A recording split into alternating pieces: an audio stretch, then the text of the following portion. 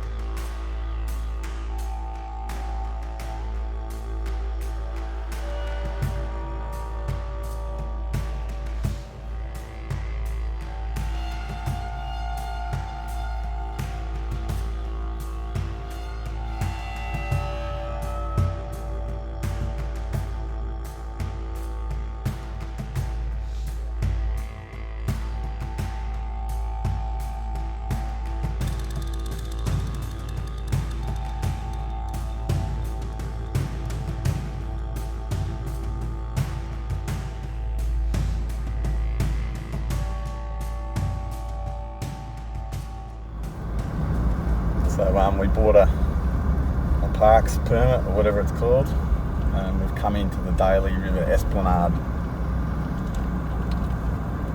and it looks like we're the first people to come down here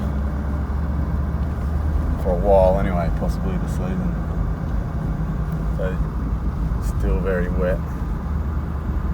Just treating all these tracks with respect. We don't really know what sort of condition they're in. Nothing too serious. There's the old croc warning sign.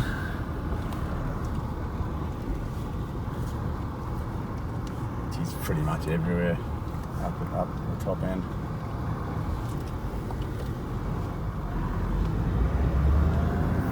Well, we've encountered our least favourite thing in the world, which is mud. So I've got a lot of hosing off to do when we get back to Darwin, but at the moment, given the amount of rain that we've had in the last sort of month, this track's not too bad at all so far. And I can see on our HEMA maps that we're heading towards the junction of the Douglas and the Daly. So that's where we're hoping to get to, or somewhere around there. Or if we find a good spot before there, then we'll stop early. But at the moment, just exploring. We've never been here before, so interesting. Right, we've tried Tipperary Campground, and that was just a little bit too. There was a creek crossing I didn't like the look of. Very soft mud, so we're going to try this one now and see if we get any luck here. It might be that all of these spots are inaccessible, and that's no good, but we will have a look. Onwards. Very jungly.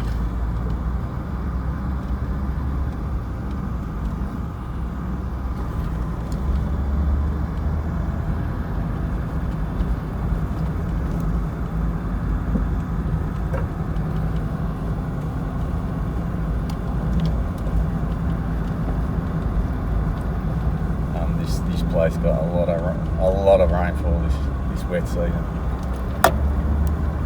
I'm surprised the track's in as good a condition as it is, to be honest.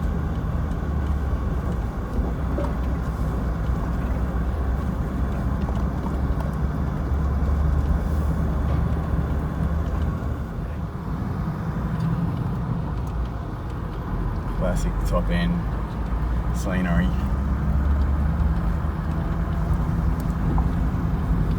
I like the Daly River region for this because it really does feel like you're driving through the jungle. I enjoy that.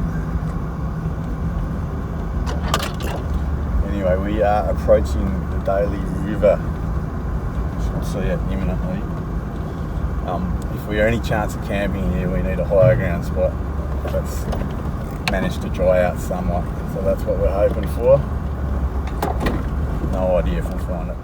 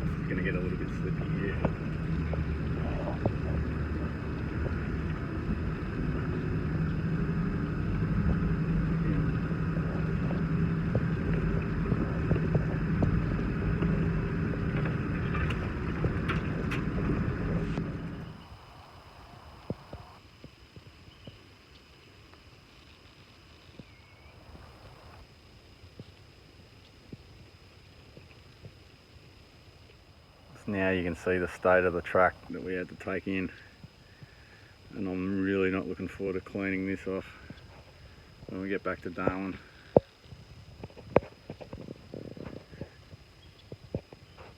Yuck.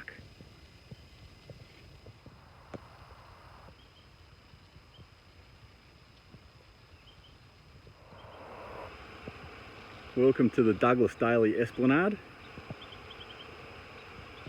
This is very close to where the Douglas and Daly rivers meet in junction. And this is not very far from where we're set up camp. In fact, if I turn the camera back up there, you can just about see our camp, right where the sun is.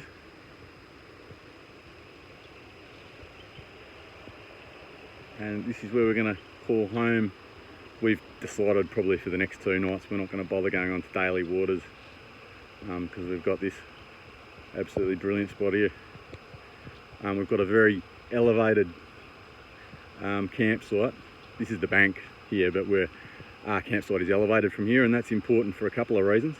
One, because it's the very first day of dry season, and it was raining yesterday, and most of this ground is waterlogged and saturated, as we found from the drive-in. So that an elevated platform is your driest ground. The second reason it's good to have an elevated platform is because this river would be home to hundreds of saltwater crocodiles. I imagine there are bloody plenty of them just in this stretch of water here. We can't see them at the moment. We'll get the spotlights and search for them later. And that little rocky platform down there looks like somewhere where I can have a bit of a fish tomorrow. So since we're staying here, I can dedicate tomorrow, all of tomorrow, to fishing. And the weather is beautiful. So after being muggy and humid and wet and stormy for the last week, we have beautiful weather. The dry season has arrived. Should be a great couple of days, and I've said that before and been proven wrong, but I'm pretty confident this time.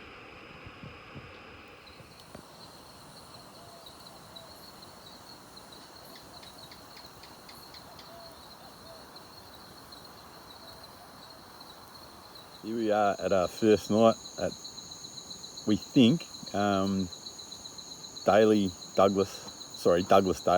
Esplanade. We're very close to where the Douglas and the Daly join. To be honest, we're not really sure if this river we're next to is the Douglas or the Daly. It could be either. I'll work out in the morning on the HEMA maps. And I flicked the lure around a little bit, but didn't come up with anything this evening. I'll take some fishing seriously tomorrow, so we'll try all our lures and try some live bait if we can get any in. We've got a whole day here and we've made the decision to stay the second night here. Because it's a great campsite, and also it was a hell of a job getting in here.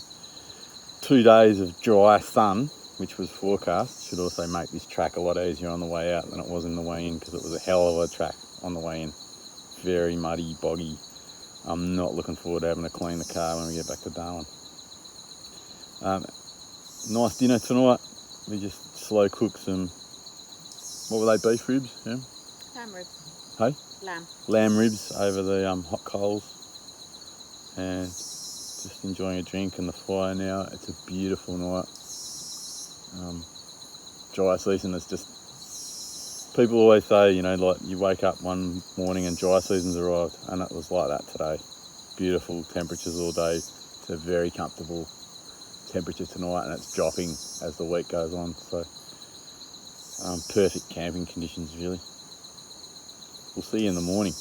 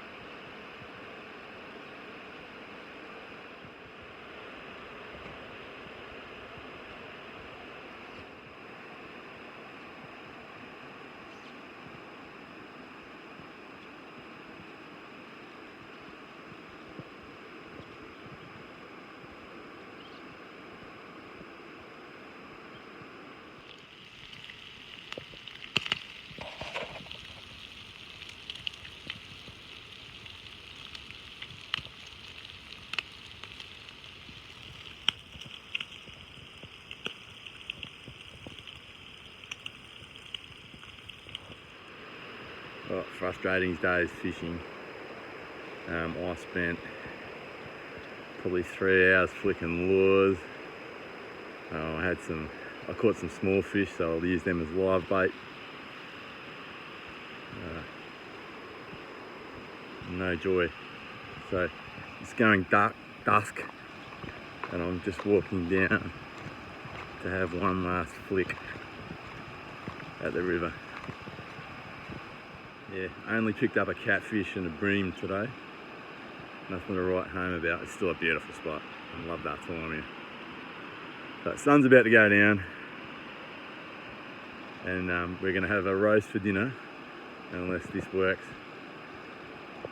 A little cherubim. We'll see how we go.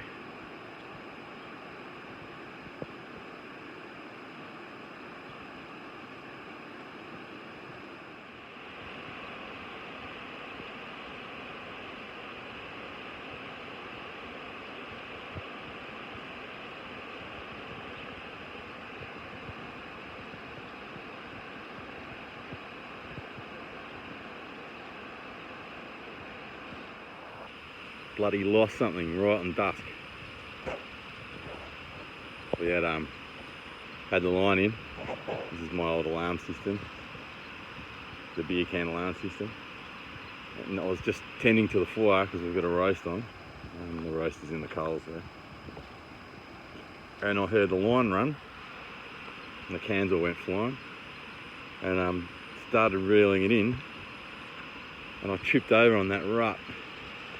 And when I steadied myself again, he got off. Bugger. It's like roast beef is going to be what we're having instead of fish.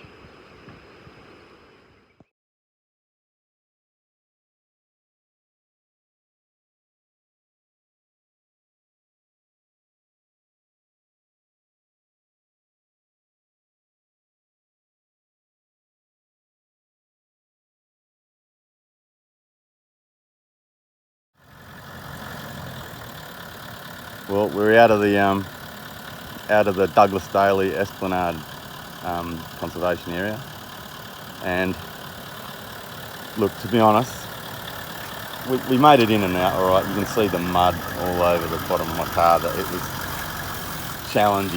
a challenging track at this time of year. So it's late April. There's been lots of rain recently. It was a late wet season. So this place is probably a little bit more accessible and easier to come to in the middle of dry season, as with most top end places.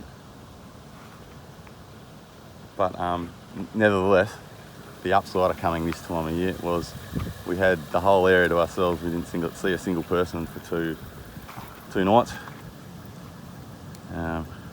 Tried like hell to catch fish. Tried everything: soft plastics, hard lures, live bait. No joy. Did lose something last night. I'm not sure what it was. Anyway, onwards.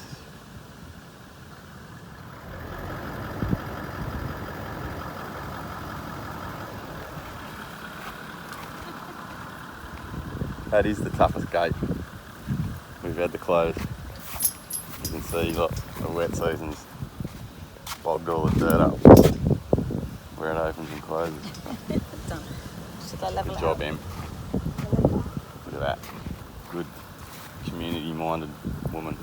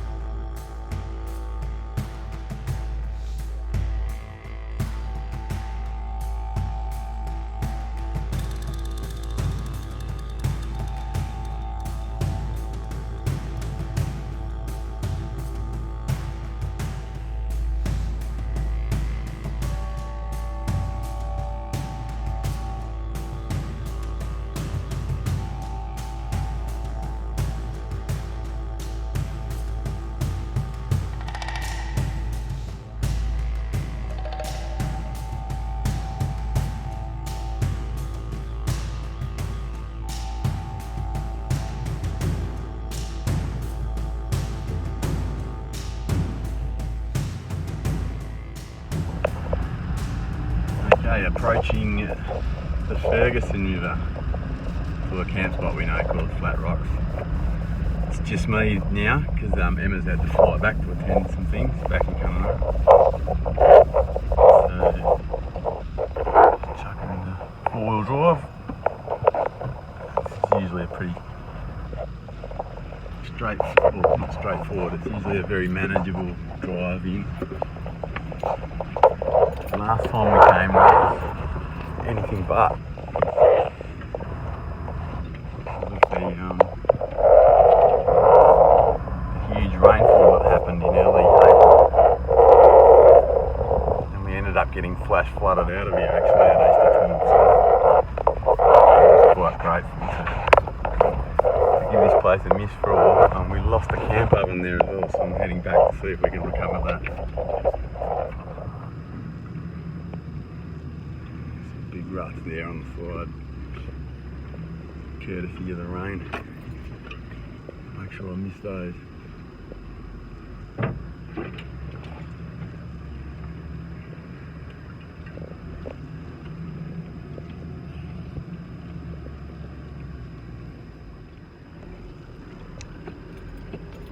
Pretty steep drop off there as well. Hopefully I'll miss it.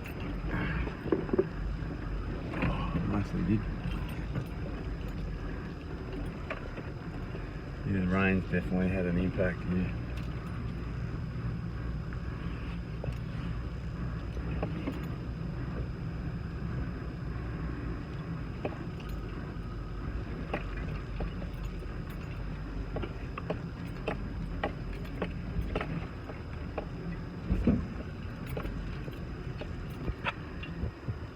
It's always a bit of a challenging one. It's a bit muddy and rutted. Creek's running pretty fast, but from memory it's pretty rocky ground. I've got my rear lockers on just in case. Bit of slop there, look at that. It's not my favourite shit to drive through, I've got to admit.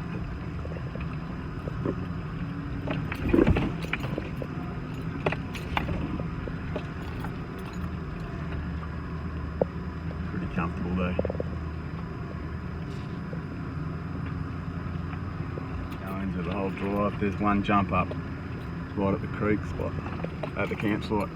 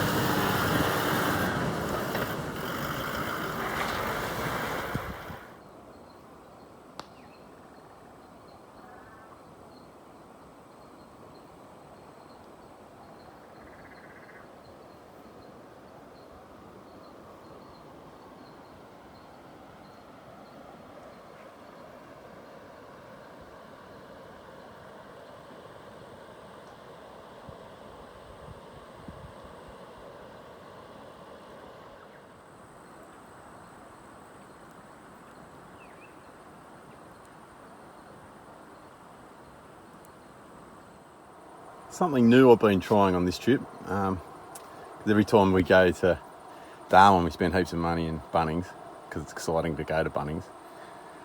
And we saw this, which is the Ryobi fridge freezer. And it's 23 litres capacity. But what's exciting about it is it can go off three forms of power. So you can run it 24 volt from your normal household sockets. You can run it from the dual battery or the car through 12 volt.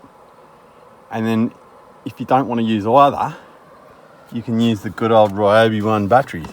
So here's the compartment. And at the moment, look, you buy the fridge, it comes with two 4 amp hour batteries. We've actually got two 6 amp hour batteries in there at the moment.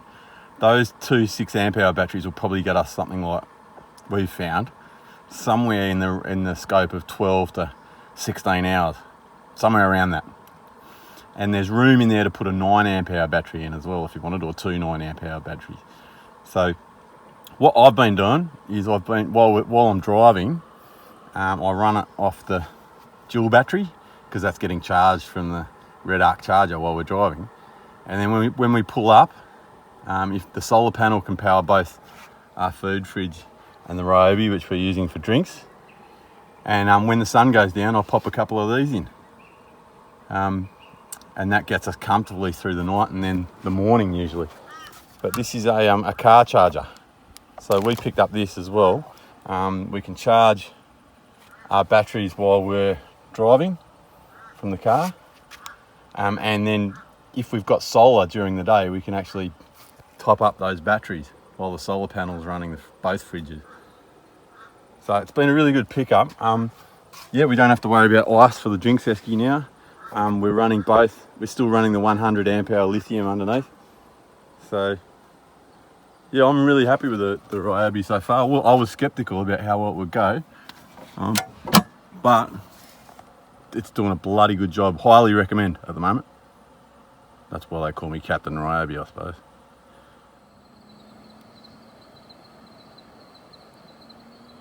Right, set up right next to the water. We're ready for a proper overnight fish this time. That's what I intend to do. Very, very early dry season. You can still see plenty of water around from the last of the wet season rainfalls.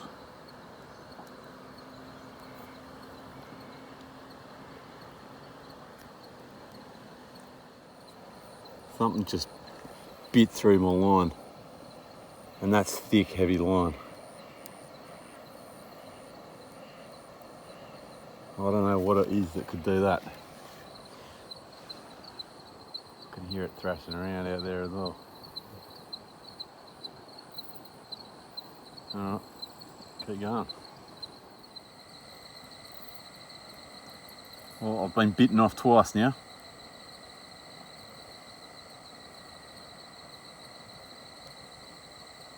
Whatever it is, it's got some weight behind it and it's got sharp teeth. I don't know if it's like little freshwater crocs or something else.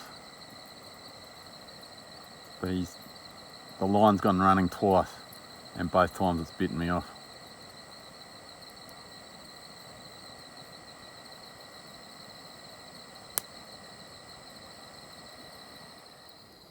We have had about 5 good solid runs on the hand line, and every single time they've either bitten me off or busted me off. I haven't been able to hook one single run, so they could be freshwater crocodiles for all I know. I'm just not sure.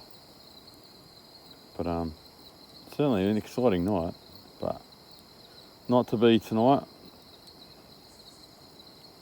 And I'm pretty shattered, to be honest, anyway. So I'm about ready to hit the hay. I'll see you guys in the morning.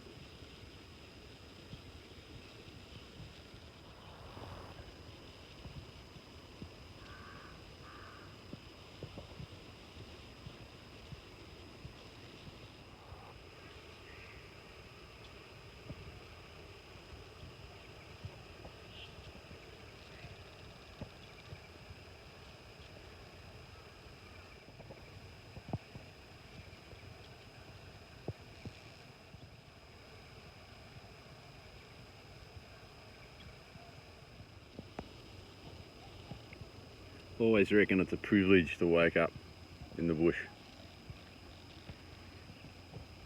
Particularly when you've got a view like this to greet you. It's addictive. It keeps me coming back out here.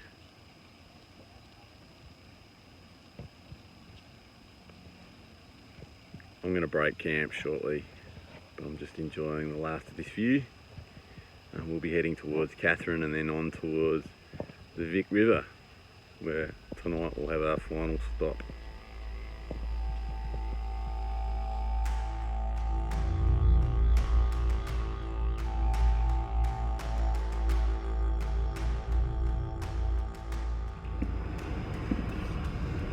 I've just arrived at the Victoria River. Picked up some supplies at Catherine, and then it took about 3 hours to get to the turn-off. And this is one of our spots along the Victoria River. Not very far from Timber Creek, actually. And at the moment, just trying to find a spot which is going to do the job for fishing and camping. So stay tuned.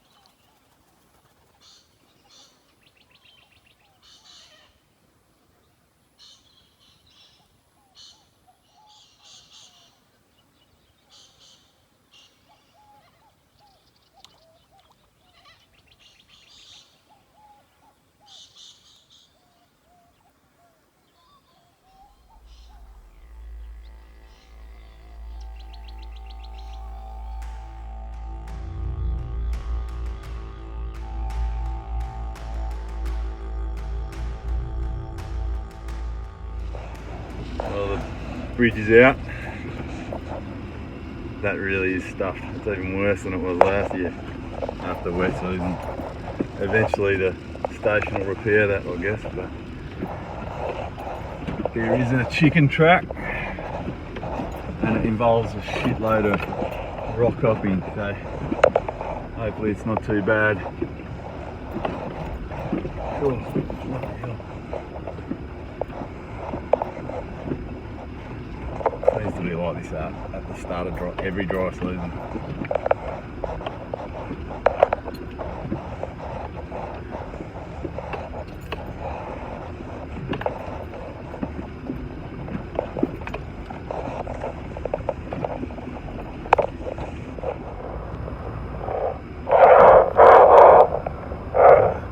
Creek still flowing. It's been a huge wet season.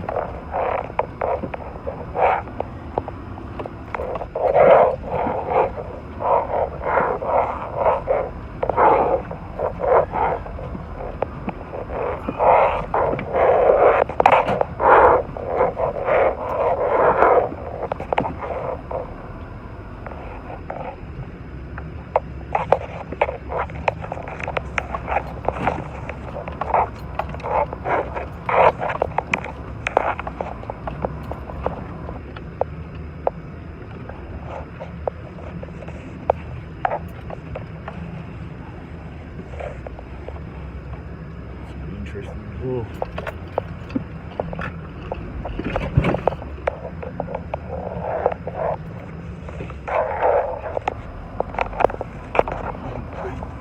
Too hard to get this wrong.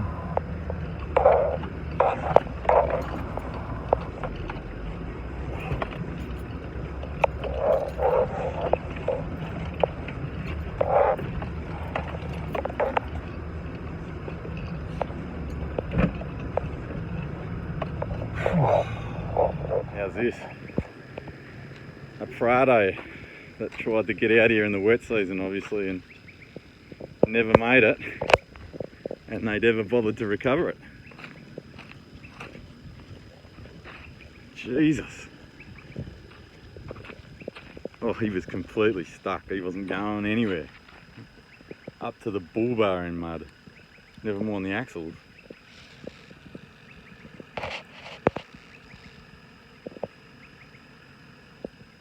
Jesus. It's not that old a car to be abandoning. Wow.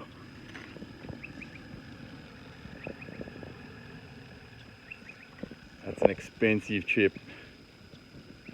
That's why you probably don't try and get out to these places during the wet season.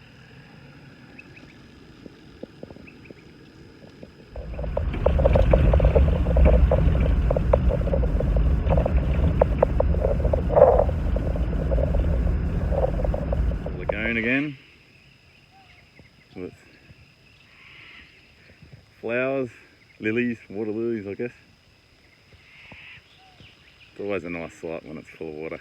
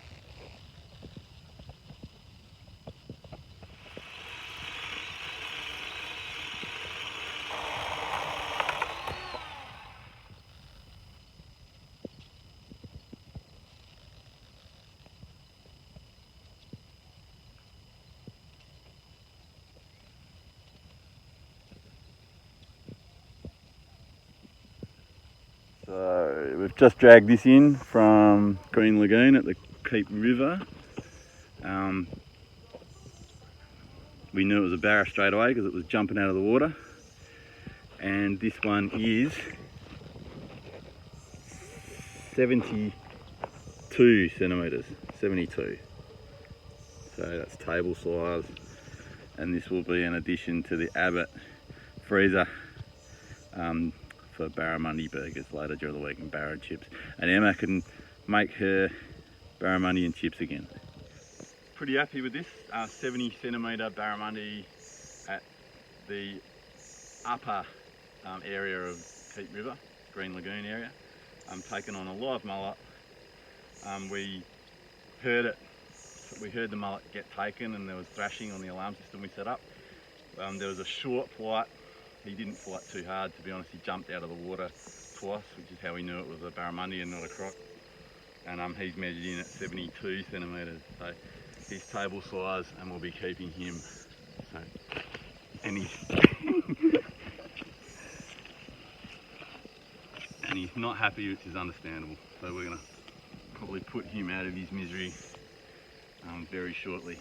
But there you go. Yep, Keep River Barramundi. This is a pretty good one.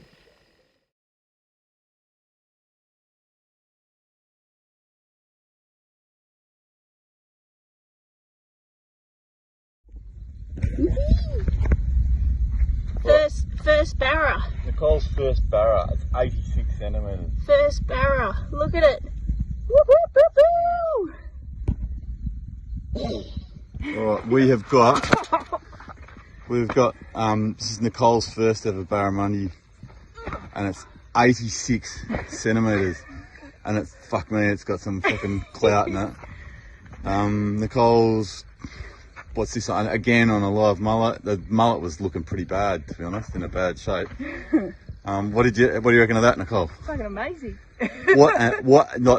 Most people for their first fish get a tiny little fucking whiting or something like that.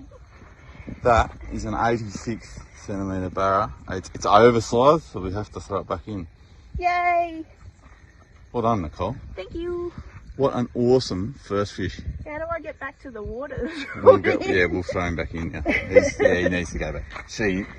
He's oversized, so once they get past 80, they turn into females apparently. Yeah. All right, well done, Nicole. Thank you.